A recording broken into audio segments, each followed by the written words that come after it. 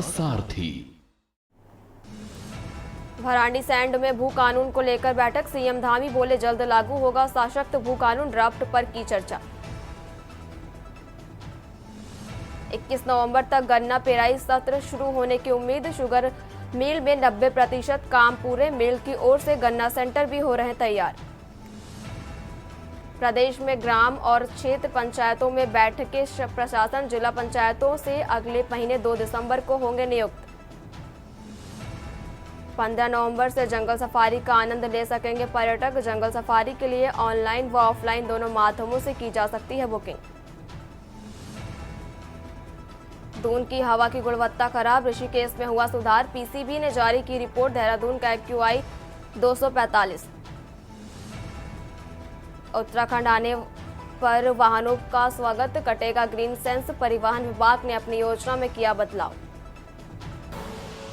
आप देख रहे हैं के न्यूज, खबरों का सारथी। नमस्कार, स्वागत है आपका के न्यूज इंडिया में और मैं हूं आपके साथ अविन्या रावत। और अब बात करेंगे खबर उत्तराखंड की और अहम जानकारी आपको देहरादून से बता रहे, जहां सीएम पुष्कर सिंह धामी का आज का कार्यक्रम जौलजीबी मेला 2024 का करेंगे शुभारंभ।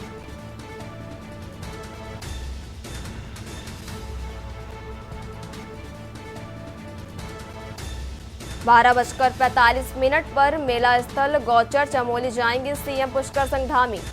3:25 पर बैकुंठ चतुर्दशी मेले का करेंगे शुभारंभ। जौलजीबी मेला 2024 का करेंगे शुभारंभ। 12:45 पर मेला स्थल गौचर चमोली जाएंगे सीएम धामी। 3:25 पर बैकुंठ चतुर्दशी मेले का शुभारंभ करेंगे सीएम पुष्कर सिंह धामी। 5:30 पर मुख्यमंत्री कैंप कार्यालय देहरादून जाएंगे सीएम।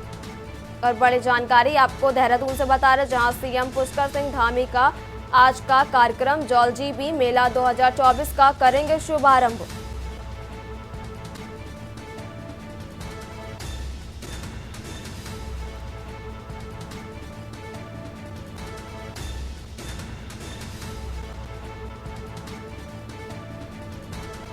जौलजीबी मेला 2024 का करेंगे शुभारंभ। 12:45 पर मेला स्थल गौचर चमोली जाएंगे सीएम धामी। 3:25 पर बैकुंठ चतुर्दशी मेले का शुभारंभ करेंगे मुख्यमंत्री। 5:30 पर मुख्यमंत्री कैंप कार्यालय देहरादून आएंगे सीएम धामी। और बड़ी जानकारी आपको देहरादून से बता रहे, जहां सीएम धामी का आज का कार्यक्रम जौलजीबी मेला 2024 का करेंगे शुभारंभ। और बड़ी जानकारी आपको देहरादून से बता रहे हैं,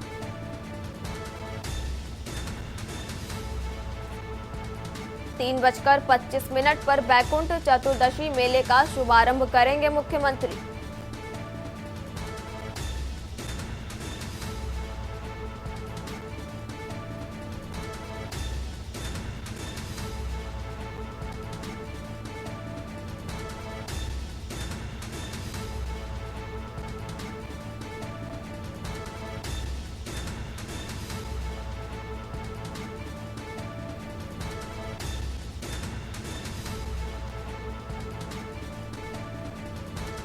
अहम जानकारी आपको देहरादून से बता रहे, जहां जौलजीबी मेला 2024 का करेंगे शुभारंभ।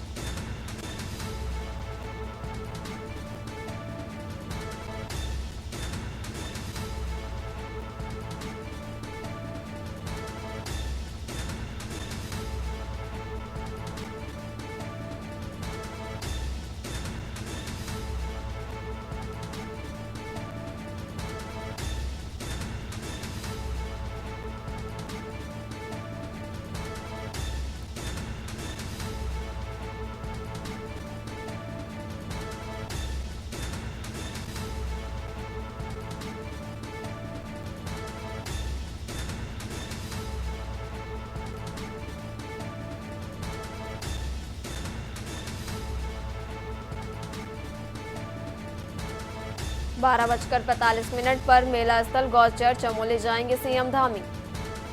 3:25 पर बैकुंठ चतुर्दशी मेले का शुभारंभ करेंगे सीएम धामी।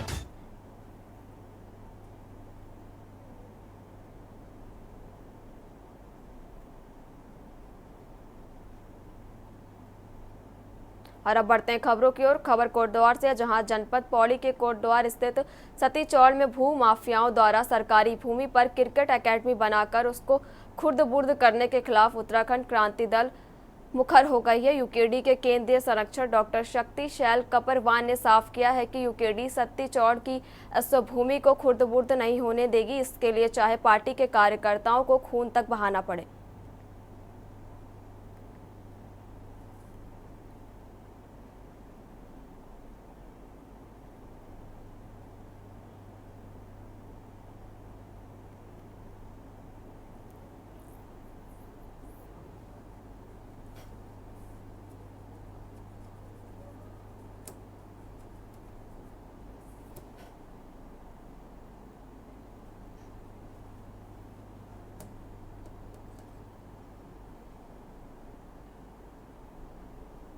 आ जाए, मगर वहाँ की जो एक एक इंच ज़मीन है उसका सदुपयोग होगा और वो किसी माफिया के कब्जे में नहीं जाएगी। ये उत्तराखंड क्रांति दल का साफ कहना है। धन्यवाद।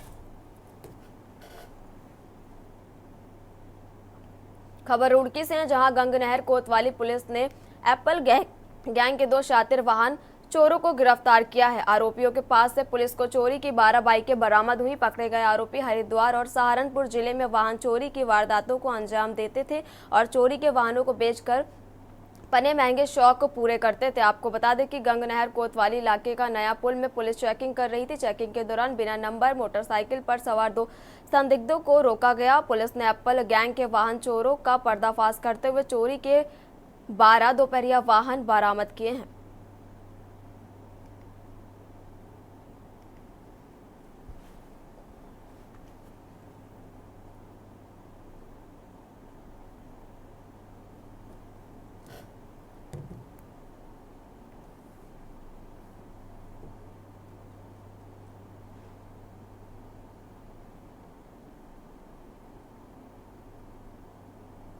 थाना गंगनहर में कल वाहन चेकिंग के दौरान 2 संदिग्ध व्यक्तियों को एक वाहन पर पुलिस के द्वारा पूछताछ के लिए रोका गया था। जब इनसे पूछताछ की गई, इनके द्वारा जो हमारे आंसर थे वो ढंग से नहीं दिए जा रहे थे, तो पुलिस के द्वारा इनको हिरासत में लेके इनसे आगे की कार्रवाई जब इसमें प्रारंभ की गई तो इनके द्वारा वाहन चोरी में सम्मिलित होना और वाहन चोरी किए गए वाहनों की बरामदगी इनके द्वारा कराई गई, जिसमें अभी तक पुलिस ने 11 वाहन अभी तक बरामद किए हैं, जिसमें हमारे जनपद हरिद्वार के 2 वाहन यहाँ पर हैं, जिसमें एक नगर क्षेत्र का और एक कलियर क्षेत्र का है। बाकी अन्य वाहनों की भी और हम पहचान कर रहे हैं। इसी क्रम में इसमें अन्य जो लोग इनके साथ जुड़े थे या वाहनों की खरीद फरोख्त में इनके साथ शामिल थे, उनके भी हम लोग वेरिफिकेशन कर रहे हैं, उनको वेरीफाई करा रहे हैं। इसमें जल्दी ही अन्य अरेस्टिंग भी की जानी शेष है और इन लोगों का पूर्व का जो आपराधिक इतिहास है उसको भी हम लोगों के द्वारा खंगाला जा रहा है। दोनों ही व्यक्ति हमारे रुड़की क्षेत्र के ही रहने वाले हैं, जिसमें एक जुबैर है और एक दूसरा साहिल और एप्पल है। इनके पूर्व का जो इतिहास है उनको भी हम लोगों के द्वारा भी दिखाया जा रहा है और इसमें अन्य अरेस्टिंग भी आगे की जानी शेष है। खबर देहरादून से, जहां आशा रोड़ी में बड़ा हादसा हो गया। यहां एक बेकाबू कंटेनर ने 4 वाहनों को टक्कर मार दी। हादसे में बेटे के साथ सहारनपुर में सब्जी लेकर आ रहे यूटिलिटी सवार व्यक्ति की मौत हो गई। बेटा गंभीर रूप से घायल है।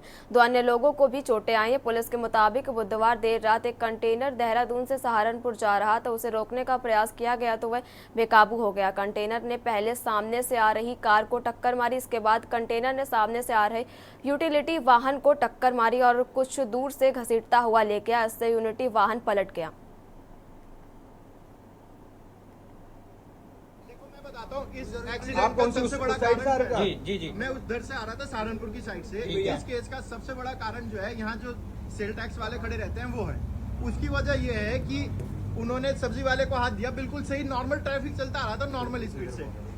उस टैंकर की स्पीड जरूर तेज थी लेकिन वो बिल्कुल नॉर्मल स्पीड में नॉर्मल ट्रैफिक चलता आ रहा था। अगर वो सब्जी वाले को ना रोकते तो ये एक्सीडेंट नहीं होता। उन्होंने सब्जी वाला पेठा भरा हुआ था जिसमें। हाँ, उन्होंने सब्जी वाले को डंडा दे के रोका। अच्छा। ऐसे डंडे से उसके आगे उसने ब्रेक मारे, पीछे से मैंने ब्रेक मारे, ठीक है ना। उसके बिल्कुल जस्ट पीछे में था, मेरे जस्ट पीछे ये टैंकर था।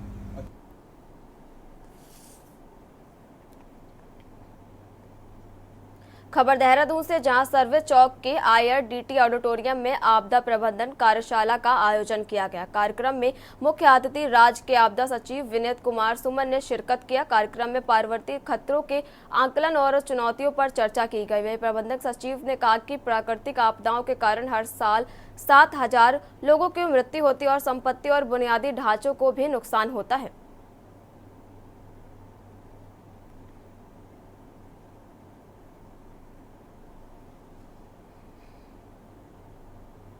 आप जानते हैं कि पहाड़ों पे आपदा जो आती है उसका प्रकार थोड़ा सा अन्य जगहों से अंतर होता है।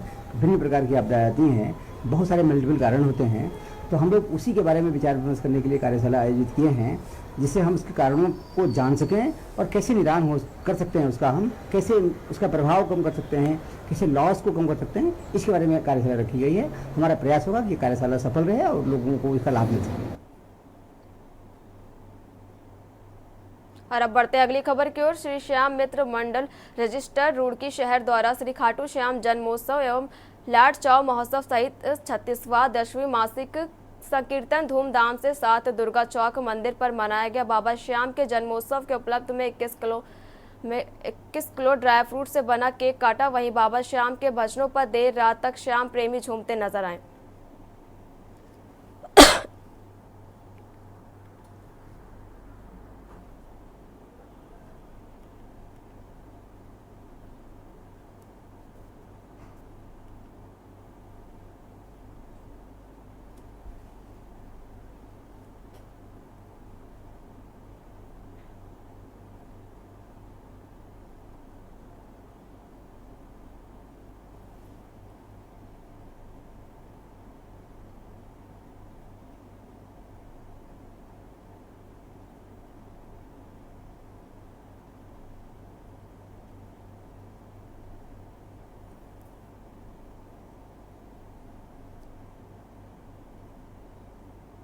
और अब बढ़ते हैं अगली खबर की ओर। पौड़ी जिले के विधानसभा यमकेश्वर क्षेत्र आमसौंड गांव में भयानक आपदा आई थी। गांव के ऊपरी हिस्से में भारी भू कटाव हुआ था, जिसकी वजह से ग्रामीणों को गांव छोड़ना पड़ा था। जो आर्थिक रूप से मजबूत थे वो कोटद्वार आदि शहरों में पलायन कर गए। कुछ परिवारों को सड़क के नीचे या आसपास के दूसरों के घरों में शरण लेनी पड़ी थी। उनमें कई परिवार आज भी अन्य लोगों के घरों में ही हैं। कई मकान खतरे की जद में आ गए। विगत वर्ष में लगभग 14 दिन सड़क और गाँव से मलबा हटाने में लगे थे।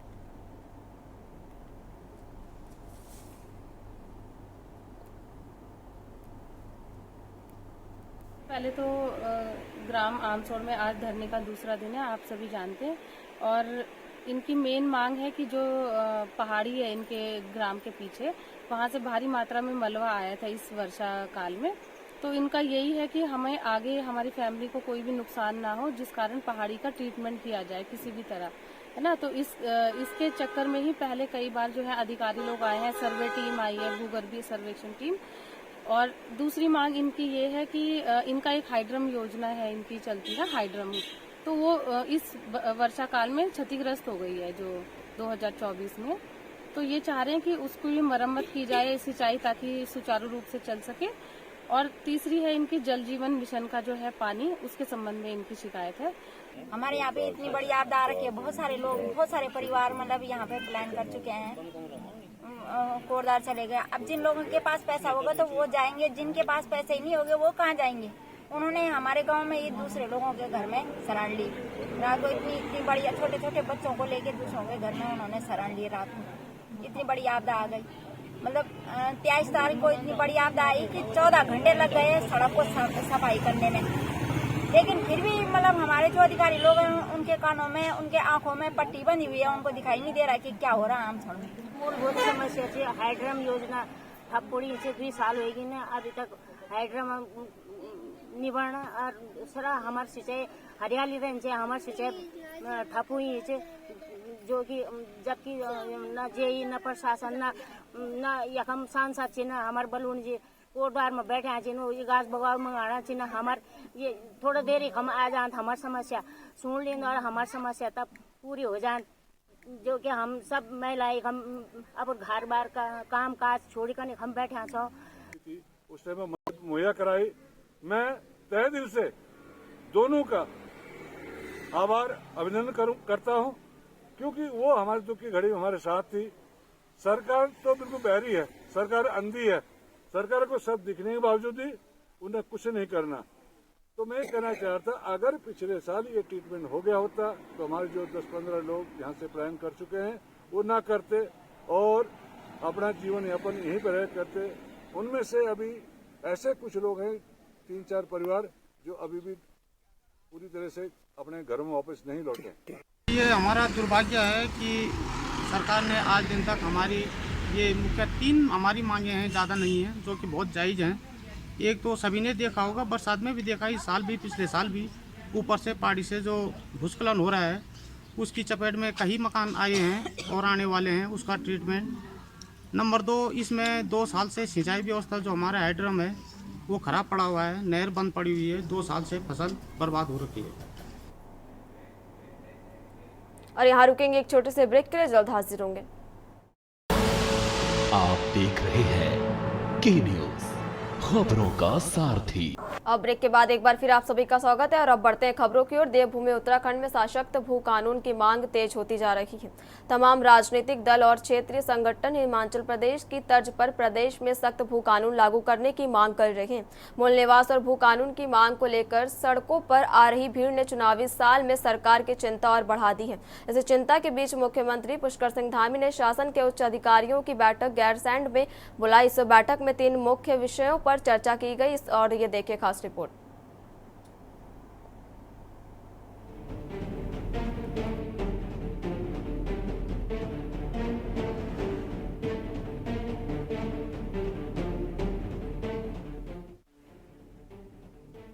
केदारनाथ उपचुनाव के बीच राज्य सरकार की मुश्किलें सख्त भू कानून और मूल निवास लागू करने की मांग ने बढ़ा दी है। इस मांग को लेकर प्रदेश भर में आंदोलन चल रहे हैं। इस आंदोलनों में लोगों की उमड़ रही भीड़ ने सरकार की चिंता को बढ़ा दिया है। राज्य के मुख्यमंत्री पुष्कर सिंह धामी कई बार प्रदेश की जनता को सख्त भू कानून और मूल निवास लागू करने का वादा कर चुके हैं। बावजूद इसके तमाम राजनीतिक दल और स्थानीय संगठनों की ओर से आंदोलन को किया जा रहा है। इस बीच मूल निवास भू कानून समन्वय संघर्ष समिति के संयोजक मोहित डिमरी ने सख्त मूल निवास और भू कानून लागू करने की मांग को लेकर भू हड़ताल की चेतावनी दी है। वहीं राज्य के मुख्यमंत्री पुष्कर सिंह धामी का कहना है कि सरकार अगले बजट सत्र में सख्त भू कानून का बिल लाने जा रही है। उसके लिए हमने पहले ही घोषणा कर दी है कि आगामी जो हमारा बजट सत्र होगा उस बजट सत्र में हम एक सशक्त भू कानून भी लाएंगे। हाँ, मैंने जिस दिन उन्होंने ये कहा, मैंने तत्काल उन्हें ये कहा कि भाई मैंने जनता को कहा कि ये ऊँट अब पहाड़ के नीचे आया है, लोगों की बात सुनने लगा है। लेकिन मुख्यमंत्री जी, मैं कल से देहरादून में हूँ तो मैं देख रहा हूँ कि सचिवालय से मेरे पास तमाम ये बातें हैं कि भाई मुख्यमंत्री जी ने 6 महीने पहले हलचल पैदा करके इस बारे में, वो लोग जो इस प्रकार के व्यापार में सम्मिलित हैं, एक उनके लिए एक नई खिड़की खोल दी, एक नया रास्ता खोल दिया।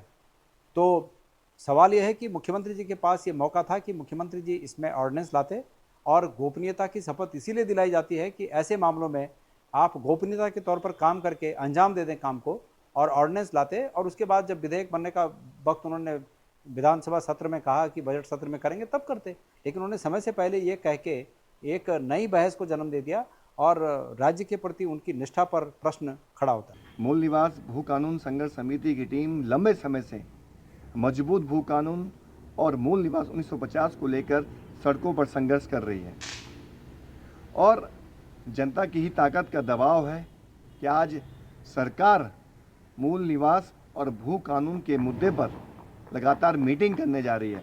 तो हम सरकार से मांग कर रहे हैं, हम सरकार से कह रहे हैं, सबसे पहले 2018 के बाद भूमि कानूनों में जितने भी संशोधन हुए हैं, सरकार सबसे पहले उन्हें रद्द करे, और बाहरी राज्यों के लोग जो यहाँ पर 30 सालों से रह रहे हैं, उन्हें यहाँ पर सिर्फ 200 वर्ग मीटर, वो भी परिवार में सिर्फ एक व्यक्ति को ही आवास बनाने के लिए जमीन खरीदने की छूट दी जाए। आपको बता दें कि उत्तराखंड में पिछले लंबे समय से सशक्त भू कानून और मूल निवास की मांग की जा रही है। सरकार की ओर से पूर्व मुख्य सचिव सुभाष कुमार की अध्यक्षता में भू कानून के लिए एक कमेटी भी गठित की गई थी। इस गठित भू कानून समिति ने सितंबर 2022 में धामी सरकार को अपनी सिफारिशें सौंप दी थी, लेकिन शासन स्तर पर समिति की सिफारिशों पर कोई कार्रवाई नहीं हुई। वहीं उत्तराखंड में समय समय पर भू कानून को लेकर संशोधन किए गए हैं। इसके तहत तत्कालीन त्रिवेंद्र सरकार के कार्यकाल में भू कानून में संशोधन करते हुए जमीन खरीद की बाध्यता को समाप्त कर दिया जाता है, जिसको लेकर विपक्ष लगातार हमलावर है। वहीं कांग्रेस का आरोप है कि राज्य के सख्त भू कानून को कमजोर करने का काम भाजपा सरकार ने किया है। क्या होती है भू कानून को बैठक? आप ये जवाब दीजिए पहले मेरा।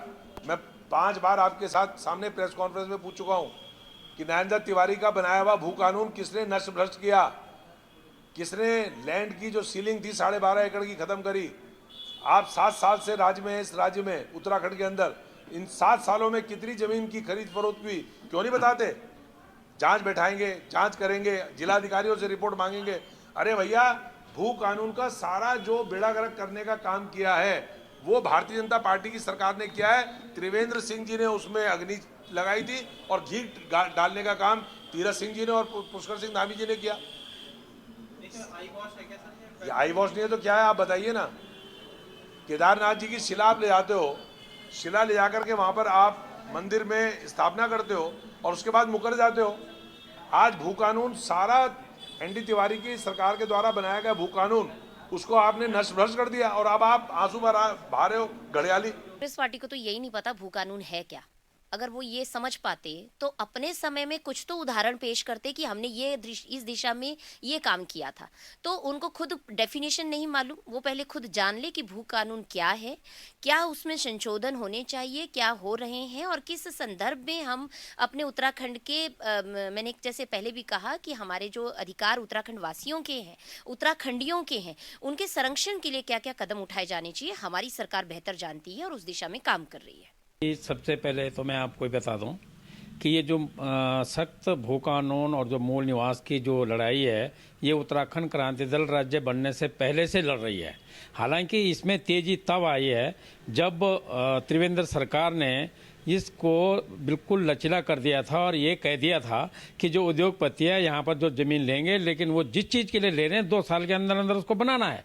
लेकिन ऐसा भी नहीं हुआ, वो इतना लचीला हो गया कि लोगों ने उस ज़मीन को दूसरी तरफ से उसका लैंड यूज कर रहे थे और उद्योगपति धीरे धीरे उत्तराखंड को हड़प रहे थे। अब जब चारों तरफ जो है सख्त भू कानून और मूल निवास की जो जंग छिड़ रही है, जो आंदोलन चल रहा है और जो बार बार हमारा उत्तराखंड क्रांति दल इस पर जो है आक्रोशित है, तब धामी सरकार ने आज आनन फानन में बैठक बुलाई है। कुल मिलाकर केदारनाथ उपचुनाव के बीच राज्य में एक बार फिर सशक्त भू कानून और मूल निवास के मुद्दे पर सियासत गर्मा गई है। एक तरफ जहां सरकार सख्त भू कानून और मूल निवास लागू करने का दावा कर रही है, तो वहीं दूसरी ओर इसकी मांग प्रदेश भर में तेज होती जा रही है। इस बीच गैरसैंण में बुलाई गई बैठक के बाद भाजपा सख्त भू कानून लागू करने का दावा तो कर रही है, लेकिन विपक्षी दलों को सरकार के इस दावे पर भरोसा नहीं है। ऐसे में सवाल ये है कि क्या धामी सरकार राज्य में सशक्त भू कानून और मूल निवास 1950 लागू करने के लिए गंभीर है या नहीं। Uttarakhand desk report.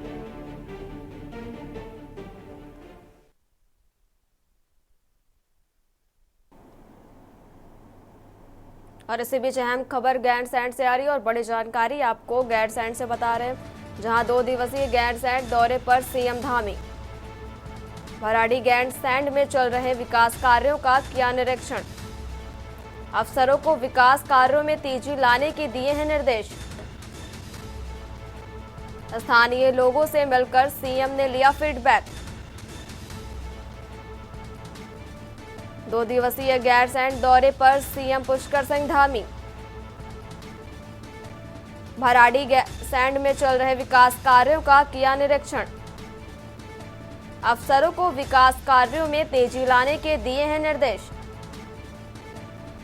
स्थानीय लोगों से मिलकर सीएम ने लिया फीडबैक। 2 दिवसीय गैरसैंण दौरे पर सीएम पुष्कर सिंह धामी। भराड़ी सैंड में चल रहे विकास कार्यों का किया निरीक्षण। अफसरों को विकास कार्यों में तेजी लाने के दिए हैं निर्देश।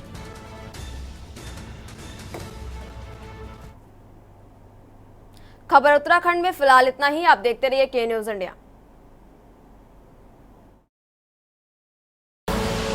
आप देख रहे हैं के न्यूज, खबरों का सारथी।